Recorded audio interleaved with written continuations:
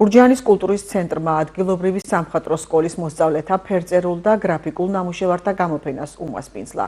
სკოლის მენეჯერის მაგა ალავერდაშვილის განმარტებით ნიჭიერმა ნორჩმა მხატვრებმა დამთვალიერებლებს ძირითადად საგაზაფხულო თემაზე შექმნილი პორტრეტები, ნატურმორტები, პეიზაჟები, ასევე ყოფითი ჟანრის ნამუშევრები შესთავაზეს.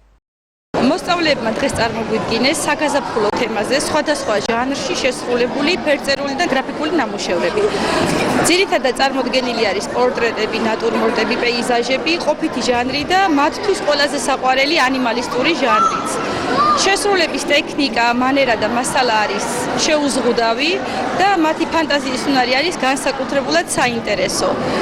პირველ რიგში მინდა მოსწავლეებს მიულოცო დღევანდელი დღე და უსურო მომავალი წარმატებები და ჩემ პედაგოგებს გადაუხადო უდიდესი მადლობა თავდაუღალავი შრომისთვის, რომ დღევანდელი შედეგი ასე ლამაზად წარვადგინეთ გურჯაანის რაიონის მოსახლეობისთვის. რაც შეეხება დღევანდელ გამოფენას, ძალიან ბევრი ნიჭიერი პატარა არის ჩვენი სკოლის მოსწავლე.